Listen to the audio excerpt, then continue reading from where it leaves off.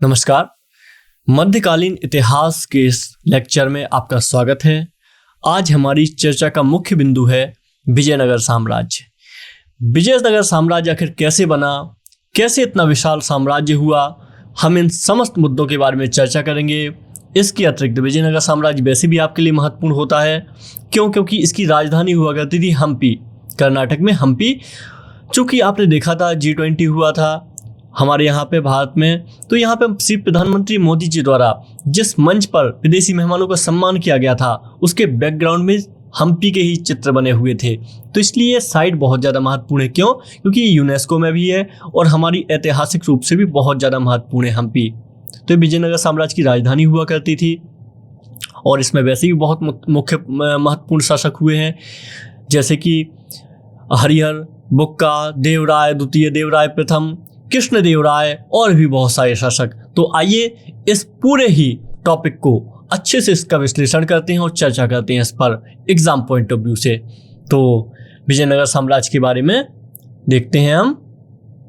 तो विजयनगर साम्राज्य की अगर बेसिक डिटेल बात की जाए तो 1336 से 1646 तक विजयनगर साम्राज्य का कालक्रम हम देख पाते हैं। लेकिन आखिर इससे पहले सवाल ये है कि विजयनगर साम्राज्य कैसे आ गया, क्योंकि आपने देखा था, आपको याद होगा, हमने मध्यकाल की शुरुआत में सल्तनत योग पढ़ा था, दिल्ली सल्तनत। तो दिल्ली सल्तनत में आपने देखा था कि कैसे अलाउद्दीन, मोहम्मद बिन तुगलक जैसे शासकों ने पूरे भारत देश पर शासन अपना जमा लिया था। आप देखेंगे तो एक बहुत बड़ा भाग, ये सारा भाग लगभग अलाउद्दीन खिलजी और मोहम्मद बिन तुगलक के कंट्रोल में हुआ करता था। तो ऐसे में कब विजयनगर साम्राज्य डेवलप हो गया? तो इसका जवाब है कि आप देखेंगे तो जब मोहम्मद बिन तुगलक ने अपना साम्राज्य स्थापित कर लिया था, इसके बाद में उसके अंतिम काल चल रहा था उसके शासन का 1336 में हरिहर और बुक्का नाम के दो भाइयों ने विजयनगर साम्राज्य की नींव रखी। हरिहर और बुक्का नाम के भाइयों ने नींव रखी। ये दरअसल जो तेलंगाना के शासक हुआ करते थे, वारंगल के पहले शासक हुआ करते थे, वारंगल शासक, उनके सामंत हुआ करते थे हरिहर और बुक्का। लेकिन चूंकि वारंगल को बर्बाद कर दिया अलाउद्दीन खिलजी ने, तो इसके बाद में हरिहर और बुक्का ने अपना ही साम्राज्य निर्माण की सोची और उन्होंने एक राज्य के निर्माण किया। हालांकि इसको मोहम्मद बिन तुगलक ने इन दोनों को पकड़ लिया था, इसके बाद इनको इस्लाम बना दिया, लेकिन ये पुनः हिंदू बन गए और फिर उन्होंने अपने साम्राज्य को लगातार नई ऊंचाइयां दी। तो एक प्रश्न ये भी आता है कि आखिर ऐसा क्या हुआ दिल्ली सल्तनत के बाद कितने सारे राज्य उभर के आए? तो देखिए, दिल्ली सल्तनत में जो राजा हुआ करते थे, इनका लगभग कुछ राजाओं का पूरे भारत में शासन हो गया था, लगभग। ऐसे में जब दिल्ली सल्तनत में इसका अवसान हुआ, पतन हुआ, मुख्यतः मोहम्मद बिन तुगलक के बाद कोई इतना बड़ा योग्य शासक नहीं मिला है दिल्ली सल्तनत को।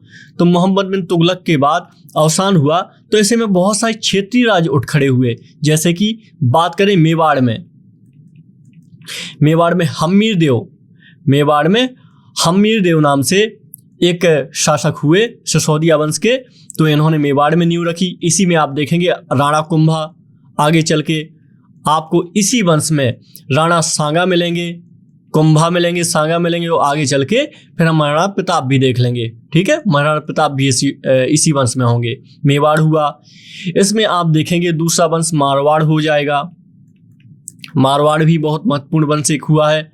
इसके बाद में आप देखेंगे गुजरात में ये नए शासक आ रहे हैं जो दिल्ली सल्तनत से अलग होकर अपना खुद का अस्तित्व तैयार किया है इन शासकों ने। जौनपुर हो जाएगा, जौनपुर भी बहुत महत्वपूर्ण है।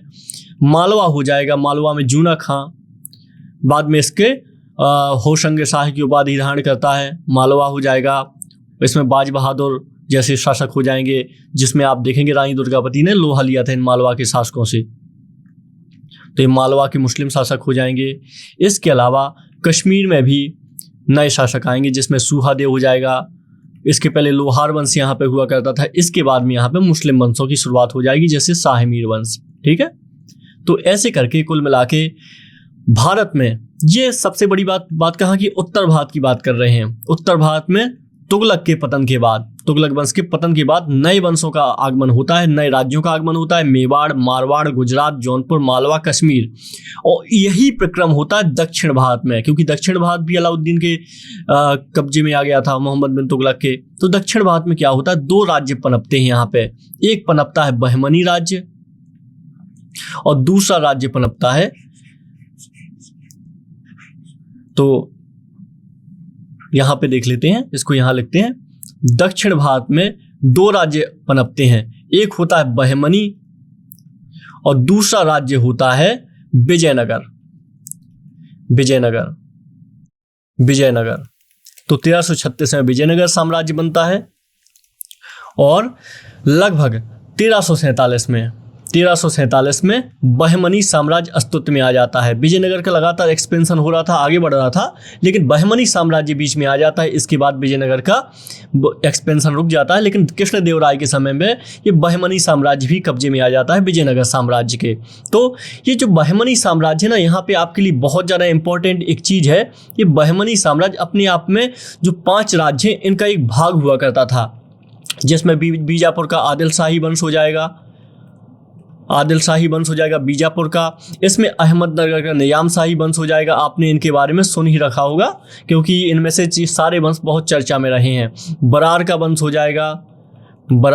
हो जाएगा, इसके अलावा इमाद शाही गोलकुंडा का हो जाएगा, गोलकुंडा का वंश हो जाएगा, कुतुब शाही और बीदर का वंश हो जाएगा। तो ये 5 अपने आप में राज्यों का परिणाम था बहमनी साम्राज्य, और ये 5 राज्य आपस में लड़ते झगड़ते रहते थे। तो विजयनगर एक हो गया बहमनी, ये 2 महान साम्राज्य थे दक्षिण भारत में। आप अगर पूरा दक्षिण भारत को देखें तो आपको बहमनी साम्राज्य मिल जाएगा बीच में, और बीच में फिर मिलेगा विजयनगर एम्पायर। ठीक है, तो इसमें हम्पी इसकी राजधानी हो जाएगी। तो अब क्या हुआ, हमने ये देखा कि आखिर उस समय कंडीशन क्या थी, और विजयनगर साम्राज्य की स्थापना हरिहर बुक्का 1336 में कर देंगे, और इनकी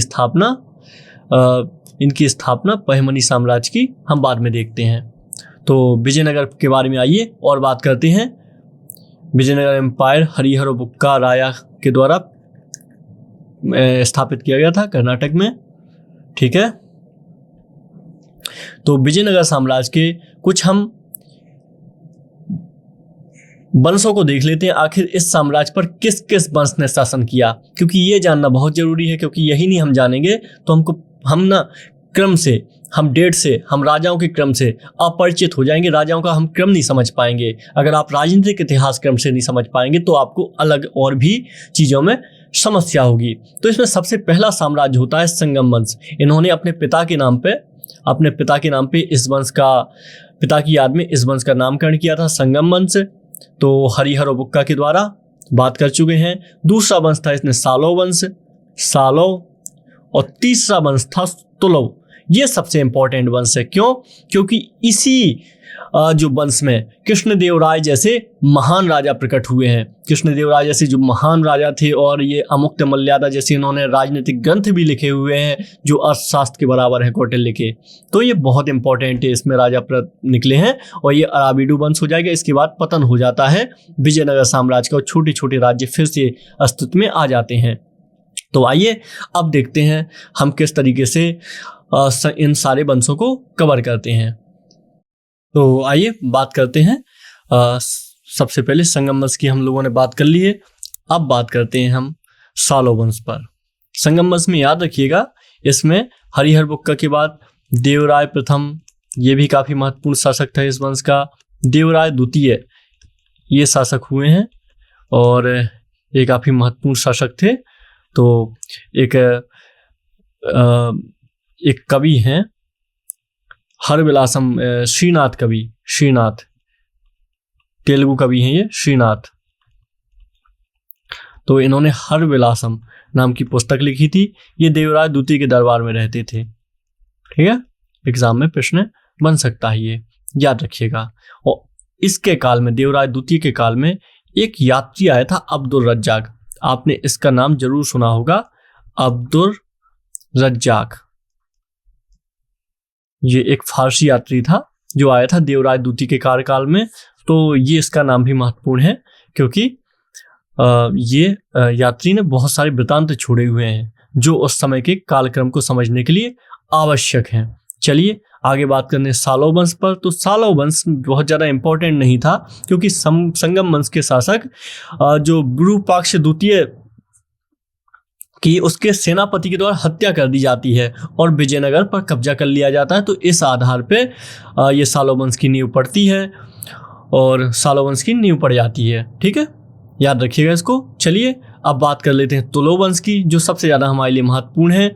इस वंश का कार्यकाल समझे तो 1505 से लेकर 1565 तक होता है। ठीक है, इसी वंश में बहुत महत्वपूर्ण शासक होते हैं कृष्णदेवराय जैसे। तो कृष्णदेवराय इनके बारे में बात कर लेते हैं। आइए, कृष्णदेवराय के बारे में हम बात करते हैं। तो कृष्णदेवराय तुलुक वंश के शासक थे, हम जैसा कि जान गए हैं। इसके अलावा इन्होंने 1510 में बीदर के शासक महमूद शाह को पराजित किया।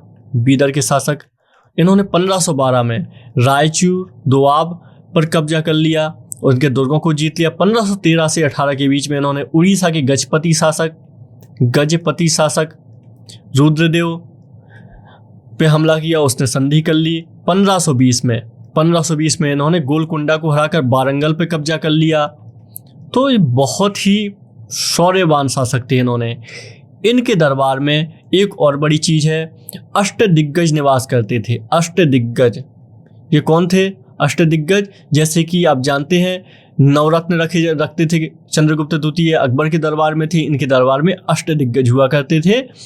ये अष्टदिग्गज तेलुगु कवियों में पेड्डाना जी सरप्रमुख थे। ये तेलुगु कवि थे, ये सबसे प्रमुख थे। और इन्होंने कृष्णदेवराय ने तो खुद ही अमुक्त मल्यादा नाम की एक पुस्तक लिखी हुई है, जो कौटिल्य की राजनीति शास्त्र, जो कौटिल्य का अर्थशास्त्र ग्रंथ है ना, उसके बराबर है। कौटिल्य का अर्थशास्त्र भी राजनीतिक ग्रंथ है और ये भी राजनीतिक ही ग्रंथ है, राजनीति पर आधारित ग्रंथ है ये अमुक्त मल्यादा। याद रखिएगा, राज्य व्यवस्था पर आधारित है। तो कृष्णदेवराय को एक और इनका नाम भी मिलता है। इनको उपलब्धियों के कारण आंध्र भोज कहा जाता है। आंध्र भोज आपने मेरे समझ से मैंने आपको चर्चा की थी, 3 भोज के नाम आते हैं। एक आंध्र भोज आता है जिसको कहा जाता है, जो आंध्र भोज आता है एक नाम, ये थे कृष्णदेवराय। एक आता है मेहर भोज, इतिहास शासक, और तीसरा आता है राजा भोज। ये राजा भोज कौन है? ये राजा भोज है परमार शासक। ये मालवा के परमार शासक हैं राजा भोज, और इन्होंने सरस्वती कंठाभरण और भी बहुत सारी किताबें लिखी हैं। धार इनकी राजधानी हुआ करती थी राजा भोज की। ये मेहर भोज हो गए, और ये आंध्र भोज कौन है? हमारे कृष्णदेवराय हैं। तो ये याद रखिएगा, 3 भोज के नाम आते हैं, कंफ्यूज नहीं होइएगा। ठीक है, चलिए। इनके शासनकाल में एक यात्री भी आया था, बारबोसा। इनके शासनकाल में एक पुर्तगाली यात्री आया था, इसने इनके विवरण भी दिया हुआ है, इनके शहर का, इनके नगर का विवरण भी दिया हुआ है इसने अपने बखानों में इसको। और साथ में कृष्णदेवराय को इन्होंने निरपेक्ष शासक कहा है, बारबोसा ने निरपेक्ष शासक कहा। इसके अलावा डोमिंगो पायस नाम का पुर्तगाली भी यात्री इनके शासनकाल में आया था, डोमिंगो पायस। इसका फायदा क्या हुआ? सबसे ज्यादा इनको अपनी सेना का नवीकरण करने में बहुत ज्यादा सहायता मिली पुर्तगाली यात्रियों के कारण। तो ये आप याद रखिएगा, ठीक है। और इस काल को तेलुगु साहित्य का क्लासिक युग माना जाता है। कृष्णदेवराय काल को तेलुगु साहित्य, तेलुगु आप जानते हैं आंध्र प्रदेश तेलंगाना में बोली जाती है, तो इस काल को क्लासिकल युग कहा जाता है, तेलुगु साहित्य का। क्लासिकल युग का मतलब क्या है? आइए इसको थोड़ा समझ लेते हैं, शायद नहीं समझते हो। ऐसा काल जिसमें कोई भी चीज एक क्लासिकल मानदंड ग्रहण कर ले, एक मतलब अपने अल्टीमेट मानदंड ग्रहण कर ले कि ये ऐसी ही होनी चाहिए। उदाहरण के तौर पे अगर हम देखें तो गुप्त काल में मूर्तिकला ने क्लासिकल मानदंड ग्रहण किए, मूर्तिकला ने क्लासिकल मानदंड ग्रहण कर लिए। ऐसे ही आप देखते हैं जो विजयनगर साम्राज्य है, इसमें तेलुगु साहित्य ने क्लासिकल मानदंड ग्रहण कर लिए, है ना। और आप और देखेंगे गुप्त काल में जो पेंटिंग है, जो चित्रकला थी, इसने भी मानदंड ग्रहण किए थे, मतलब अच्छी अवस्था प्राप्त कर ली कि इसके आधार पर ही आगे काम किया जाएगा, ऐसे मानदंड ग्रहण कर लिए, पैरामीटर ले लिए क्लासिकल, इसलिए ये क्लासिकल का मतलब होता है, तो तेलुगु साहित्य का क्लासिकल युग माना जाता है। ठीक है, तो ये आप याद रखिएगा। ये सब बातें थी कृष्णदेवराय से संबंधित, ये हमने कृष्णदेवराय पर पूरी चर्चा कर ली है। आइए अब बात करते हैं इसके बाद एक कौन सा वंश हुआ। इसके बाद हुआ अराविडू वंश। तो अराविडू वंश का क्या योगदान है, इसमें कुछ खास नहीं इन्होंने कर पाया, लेकिन हाँ ये है कि ये अंतिम वंश था और इसके बाद जो विजयनगर साम्राज्य इसका क्षीण होना शुरू हो गया और विजयनगर साम्राज्य आप देखेंगे धीमे धीमे खत्म हो जाता है। तो कुछ बात कर लेते हैं विजयनगर साम्राज्य के केंद्रीय प्रशासन पर, कृष्णदेवराय पर हमने बात कर ली है। चलिए, तो इनका केंद्रीय प्रशासन जो हुआ करता था, प्रशासन इसमें केंद्र में तो राजा ही हुआ करता था, प्रशासन में केंद्र में राजा हुआ करता था। इसको राजा को राय की उपाधि दी जाती थी, राय या राया की उपाधि दी जाती थी राजा को। ठीक है, ये याद रखिएगा।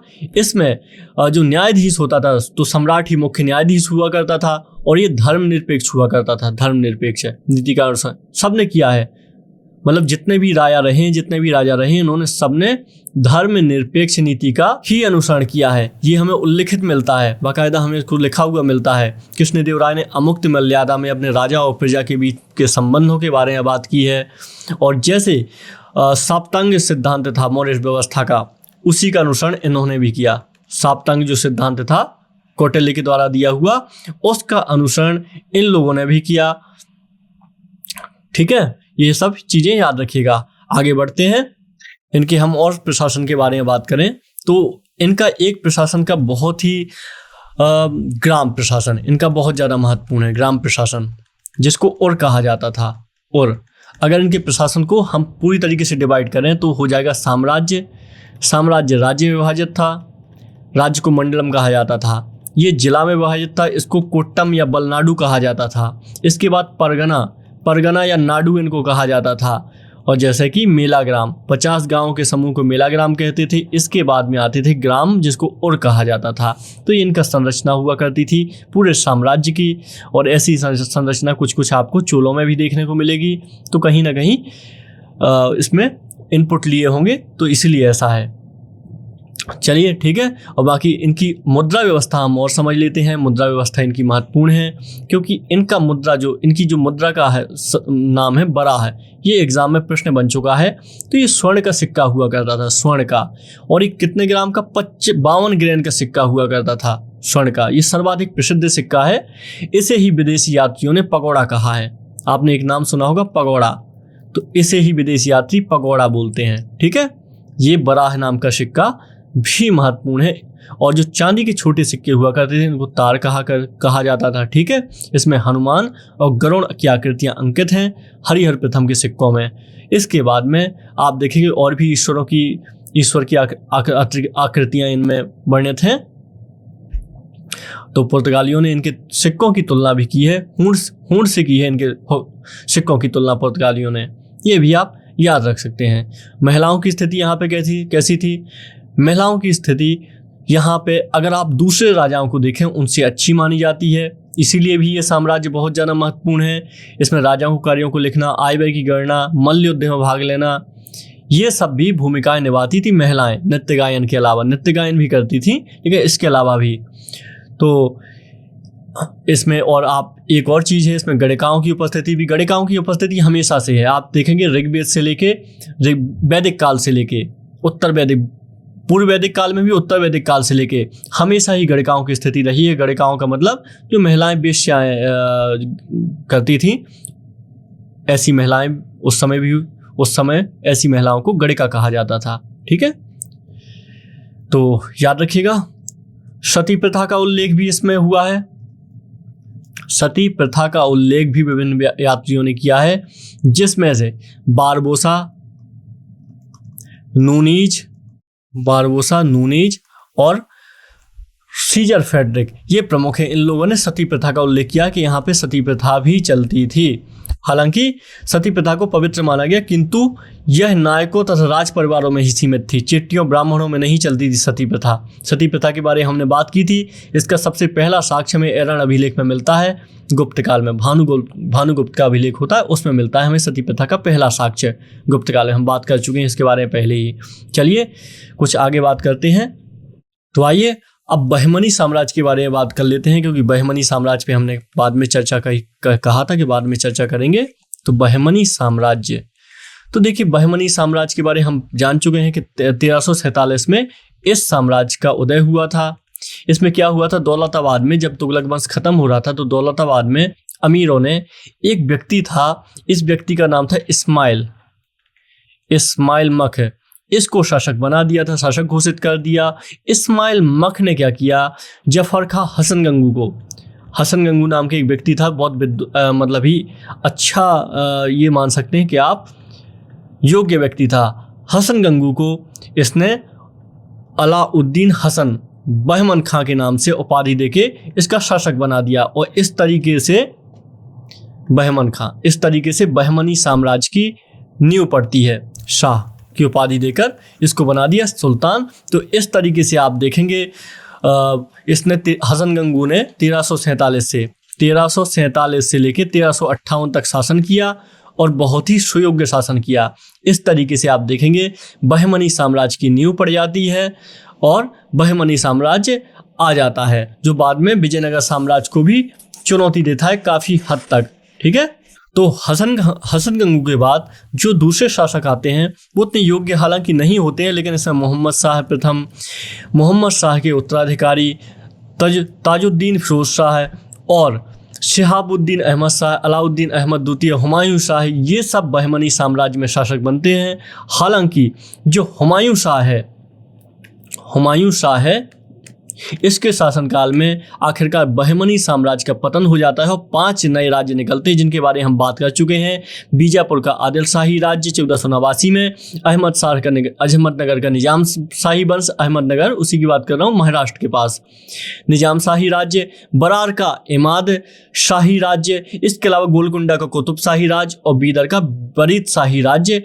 ये इन 5 राज्यों का उदय होता है और ये 5 राज्य सत्ता का हस्तांतरण करते हैं जो बहमनी साम्राज्य के क्षेत्र में होती है। तो इस तरीके से बहमनी साम्राज्य का पतन हो जाता है और ये 5 राज्य निकल के आते हैं। अब इसके बाद इन 5 राज्य और विजयनगर साम्राज्य के बीच में ही सारा प्रतिरोध का कारण बनता है और आखिर में विजयनगर साम्राज्य का भी पतन हो जाता है।